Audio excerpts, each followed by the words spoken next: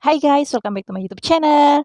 Nah, di video kali ini aku mau menjawab pertanyaan-pertanyaan yang udah kalian tanyakan di videoku yang ini. Maaf, videoku yang ini.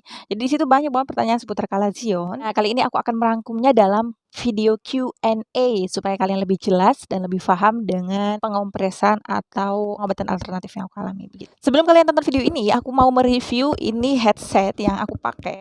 Jadi headset ini selain bisa digunakan untuk mendengarkan musik, juga bisa digunakan untuk para kreator dalam membuat video kayak aku gini guys, karena memang dilengkapi dengan alat peredam yang mana bisa meredam suara-suara yang ada di sekitar sehingga suara kita lebih jernih. Nah, kalian bisa bandingin suara aku di video ini dengan pakai headset, dan habis ini ada video yang nggak pakai headset. Halo guys, welcome back to my YouTube channel. Guys, halo. Oke, langsung saja kita ke pertanyaan pertama. Ini dia, bagaimana bentuk Kalazion yang waktu itu aku alami. Oke, jadi waktu itu aku kenanya itu 1 bulanan ya. Waktu pertama muncul itu dia itu kayak ngeganjel kecil gitu di bagian kelopak mata. Jadi di kulit matanya sini guys, di kulit mata. Dan itu cuma sebulan sih ya. Jadi waktu itu dari kecil kemudian, makin hari makin membesar begitu guys. Tapi itu tuh nggak sakit sama sekali. Jadi bedanya dengan bintitan dan Kalazion, kalau bintitan itu dia akan terasa sakit. Kalau kalau Kalazion enggak. Jadi waktu itu aku belum berbulan-bulan ya guys, baru 1 bulan, terus dalam 1 bulan itu pun aku sembuh.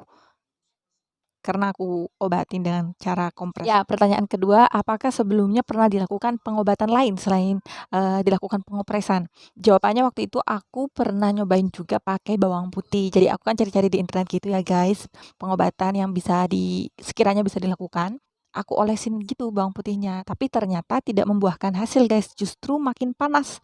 Dan aku rasa karena memang tidak berhasil, jadi aku lakukan pengobatan pengopresan tersebut gitu.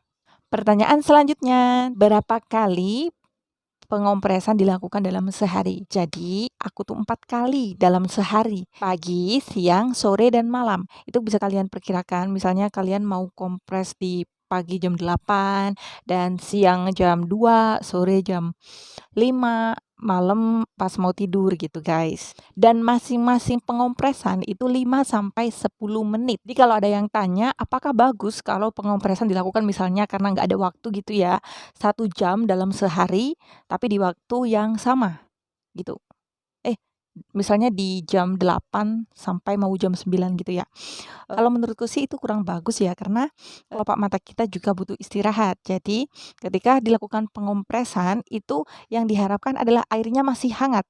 Jadi kalau misalkan airnya dalam 1 jam itu udah adem, ya percuma guys.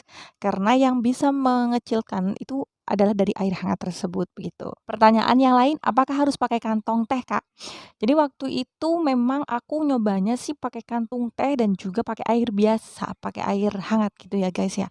Ini nggak tahu ini yang menyembuhkan ini antara air hangat dan tehnya tersebut, tapi keduanya aku lakukan di dalam waktu bersamaan. Jadi aku sarankan untuk memakai keduanya gitu, tapi selang-seling dalam sehari. Misalkan pagi pakai air panas, terus siangnya pakai teh, dan sorenya pakai air hangat, malamnya pakai teh begitu. Namun yang harus dicelupkan di kantung teh tersebut itu adalah air hangat ya. Jadi bukan dalam keadaan dingin terus kalian cemplungin. Karena memang air hangatnya yang membantu untuk pemulihan bisa jadi lebih cepat begitu guys. Pertanyaan selanjutnya, apakah pengobatan ini pasti berhasil? Jadi itu tergantung dari setiap individu ya guys ya. Ini cuma pendapat dari aku dan berdasarkan yang aku alami begitu. Kalau misalkan ada yang sembuh dengan cara lain, misalnya harus dilakukan operasi insisi bagian mata, itu kembali lagi ke penyembuhan setiap orang itu berbeda-beda begitu ya guys ya.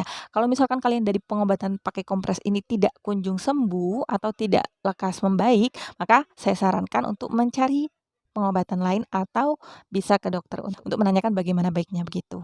Pertanyaan terakhir adalah bagaimana keadaan mata setelah dikompres? Jadi waktu itu, karena ngompresnya itu nggak sampai seminggu ya guys ya, kayaknya kurang dari seminggu. Waktu itu dia itu lama-lama mengempes, jadi bukan di bagian sini nih mengempes dia, mengempes kecil makin kimpes makin kimpes, makin makin kecil dan kemudian jadi rata gitu guys. Itu kan tadinya kan keras banget gitu ya. Setelah dikompresin nanti jadi agak lebih kenyal dan juga jadi rata gitu guys. Jadi bukan meletus ya, karena memang nggak ada cairannya di dalam. Jadi kolagen itu kayak daging yang menggumpal gitu di dalam. Begitu guys. Dan baiknya ketika memang, kalian rasa sudah kempes dan sudah tidak meninggalkan sisa, maka barulah kalian stop pengompresannya. Banyak banget yang tanya kayak gini, "Pengompresannya apakah dilakukan selama sebulan?" Enggak guys, jawabannya enggak. Jadi pengompresannya itu aku lakukan selama seminggu dan aku hentikan ketika memang sudah merasa kempes, begitu guys. Dan banyak isu yang beredar bahwa kalau misalkan, kalazion itu kalau misalkan kena kalazion, itu nanti bisa kena lagi beberapa tahun ke depan, bahkan bisa sampai 2 atau 3 kali dan seterusnya begitu. Namun alhamdulillahnya ini setelah ya, dari 2019. Ini aku udah nggak kenal lagi ya guys ya, alhamdulillahnya udah nggak muncul lagi gitu guys. Jadi ini aku mau bacain pengalaman pengobatan dari penonton yang katanya dia bisa sembuh dengan obat tetes. Obat tetesnya ini namanya obat Cendo. Misalkan kalian nggak berhasil dengan melakukan pengompresan, kalian juga bisa mencoba alternatif ini. Ini dari Kak Satriananda. Aku bacakan ya guys. Saya mau bagi tips cara hilangin kalazion selama 1 mingguan. Sebelumnya saya beli obat Cendo tetes. Saya tetes obat itu 4 kali dalam sehari. Setelah meneteskan obat, saya langsung kompres. Kompresnya kadang pakai teh, dalam seminggu udah mulai mengecil. Nah, kalian bisa coba juga obat tetes ini dan bisa kalian searching di internet untuk informasi lebih lanjut tentang cara penggunaannya. Karena kalau saya lihat ini benar ampuh ya guys ya di kakak tersebut. Dan juga ada satu lagi kakak yang menginformasikan hal yang sama. Dia habis pakai Cendo dan juga berhasil kempes. Untuk informasinya kalian bisa lihat di sini.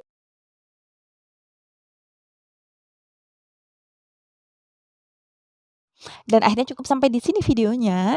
Kalau kalian suka, jangan lupa untuk klik tombol like dan subscribe supaya aku bisa berbagi video-video sharing lainnya. Terima kasih. Salam sejahtera. Wassalamualaikum warahmatullahi wabarakatuh. Semoga kalian selalu dalam kesehatan. Bye bye.